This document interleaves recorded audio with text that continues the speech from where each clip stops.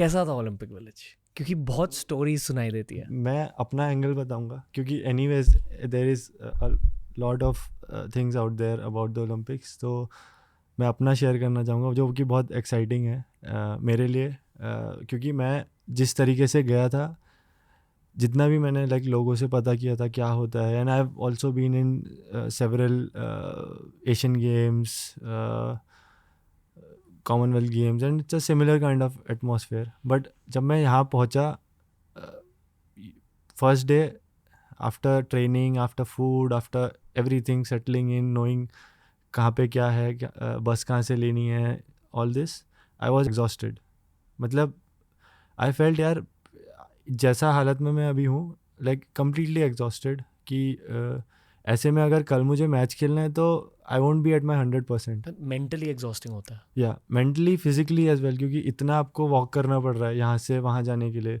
Like you have to go to the dining hall, उधर आप जा रहे हो, you see thousands of athletes coming in, going out, and then कोई मिल गए, you talk to them. For us, like BWF event, we stay in a hotel. वहाँ से कोई आसपास नहीं रहेगा, it's all your team who knows कि यार मैच है तो डिस्टर्ब नहीं करना है या कैसे करना है, it's all sorted. You have your meals in the room or maybe go out, आपको टाइम है तो उस हिसाब से you plan your day. But इधर मैं मतलब थक गया at the end of the day, and then I was working with Paddy Opton, the mental coach. So I met him and I told him the same thing. And then he said, I know there are a lot of distractions. So first you take one more day, figure out where your things are. आप अलग अलग जो भी चीज़ें हैं, plan your things and go and do it. क्योंकि उनने फिर मुझे एक चीज़ बताई कि जो 2012 का ओलंपिक्स था उसके जो स्टैट्स थे, फॉरगेट अवर बैडमिंटन, मतलब इट्स अ गेम की जहाँ पे सामने वाला भी खेल रहा है, आप इधर से खेल रहे हो, and it also depends on a lot of other factors. But sport like javelin or swimming, where you have to give your personal best. So I think 80% of the players were not able to perform their season best. I mean, जो उनने वही same season में जो record था, 80% of the people didn't get their personal best, मतलब season best उस इन्हीं conditions की वजह से। या because there is a lot of things around the Olympics, the Olympics, वो आप मोमेंट में कॉट अप हो जाते हो, इतने सारे एथलीट्स हैं, and if you are not able to give your season best, then you have not peaked at the right time और समथिंग और the other. So he said, for you it's important to stay focused. आप match के लिए जाओ, खाना खाओ, try and make sure कि जैसा कि आप एक वर्ल्ड टूर इवेंट में आप चीज़ें रखते हो, आप वैसा ही सेम रखो. और आप ज़्यादा मतलब don't get caught up in the moment. ठीक है, you enjoy, you know you are at the Olympics, you won't get to have this feeling in next 4 years, मतलब अगर आप क्वालिफाई करते हो नहीं करते हो. तो he said you enjoy, but at the same time know what's your target. You have to tomorrow I want you to play nothing extraordinary but your season best. या जो आप अभी तक लास्ट 6 महीने में 10 महीने में खेले हो, उतना ही आपको ये ओलंपिक्स में खेलना है. And let the other person make a mistake, कि let him get caught up in the moment, और आप अपना बेस्ट दो, आप अपना बेस्ट प्रिपरेशन रखो, and then you have the best chance of getting a medal और विनिंग और रीचिंग योर पोटेंशियल. मतलब कॉमनवेल्थ गेम्स और वर्ल्ड चैम्पियनशिप्स और एशियन गेम्स में मेंटालिटी अलग होती है, या तो ओलंपिक्स में actually mentality comes into play. या and it's all I think would say a mental game there. कि ठीक है, बैडमिंटन तो है, like you have to have a good game, the right preparation, everything, but it's very mentally exhausting at times. क्योंकि दुनिया भी देख दुनिया देख रही है. मैं फर्स्ट डे गया हॉल के अंदर, first match, and usually BWF events पूरा पीछे से ब्लैक्ड आउट रहता है. इट्स ओनली द लाइट सिर्फ कोर्ट पे पड़ती है, तो you can't see the audience that much. इधर पे पूरे हॉल पे लाइट है, and the hall is packed. सुबह 8 बजे से द हॉल इज़ पैक्ड.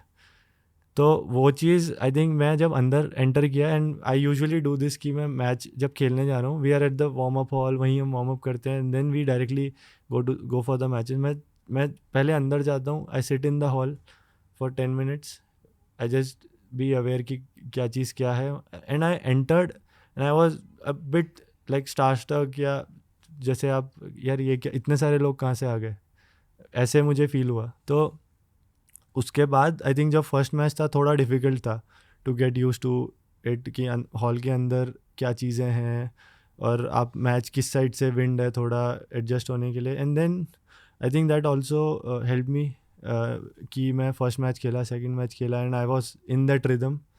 तो मैं by match it started getting better, and I was able to like focus more in the game from the second match, the third match, because first match I was still इधर उधर चीज़ें दिख रही है, लोग चिल्ला रहे हैं, बगल के मैचेस चल रहे हैं, तो वो एक आप थोड़ा डिस्ट्रैक्टिंग हो सकता है वो टाइम पे. And these small small details only matters, because I think in the preparation everything you know कि आप क्या कर सकते हो, but certain things you have to adapt and then go about it. हर दिन इंडियन कंटिजेंट के एथलीट्स मिलते थे, Yeah, राइट? Yeah. अलग स्पोर्ट्स से yeah. So बातें होती थी. so we were in the same building, पूरे इंडियन कंटिजेंट के, and there was a recovery room नीचे. I think there were 3 common rooms where there was ice bath setups, physios, everything. So it was nice कि आप नीचे recovery करने जा रहे हो, you see someone like Sreejesh भैया or anyone, you talk to them, know about them कि क्या हुआ, and then वहाँ पे नीचे टीवी भी लगा रहता, तो if someone is playing from India everyone would go and watch and support वहाँ पे जाके. So every time before a match I made sure कि यार मैं रूम से बाहर ना निकलूँ, कम निकलूँ, क्योंकि I want to get into the zone of playing. तो I don't want to talk about too many things before the match. Okay, in the evening matches ख़त्म हो गए and I'm doing the recovery, then it's fine, I'll go for a walk, go for a meal, and then come back and then again focus on the bigger thing. वहाँ vibe क्या होती थी? हर कोई tension में था. I mean I am assuming कि Olympics हर किसी के लिए हाई प्रेशर इवेंट है, तो आपस में एथलीट्स की वाइब क्या होती थी? I think over the years इतना we have played tournaments and इतना चीज़, तो I think you can't make out कि सामने वाला टेंशन में है या नहीं है. I think whenever you meet them it's all very normal and chill, and I think off court everyone is super fun, and even the other athletes, when you go to the dining hall at times you see a lot of other players, you talk to them, maybe know about the sport. और कोई sport से हम लोग भी बात करते रहे, आपके उसमें कैसा है, हमारे उसमें तो ये चीज़ें आती हैं, आपके क्या चैलेंजेस हैं.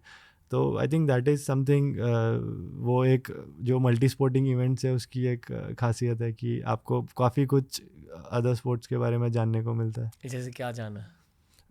आई थिंक जब तक मैच था तब तक तो मैं मतलब अपने मैचेस ही में था, but I think after my semifinal like the bronze medal match, Indian hockey team was playing the semi-finals, so I went there, I saw, and it was amazing. The intensity, everything, it was just amazing to watch them play. Venues सारे पास में ही थे? नहीं, it was spread over all the places. So ours was 20 minutes right from there, and the athletics was just close by. Then the hockey somewhere, so all different venues. Okay. Vibe कैसी थी Paris में? Around the village it was all like police and this and that, and also a lot of I would say threats buses mein. So even when the athlete bus is going, they would seal it, police har jagah hai, like lot of checking. Even the scissors were not allowed कि for that you have to take a separate permission कि कभी match में गट टूट जाती है, you have to quickly cut it, तो उसके लिए the tapes and everything. So काफ़ी टाइट सिक्योरिटी थी around the village, around the stadiums. But again Paris was my mom and dad, my brother, they were there. तो I think every day they were just having fun, because मैं तो village के अंदर रहता था. जब matches होते थे दे वर देयर, एंड बाकी time they would go around in the city, कभी कहीं India house. So it was nice. They had a really nice time as well. दोस्तों ऐसे ही बहुत सारे क्लिप्स अपलोड किए हैं इस चैनल पर. चैनल को एक्सप्लोर करो, देखते जाओ और सीखते जाओ.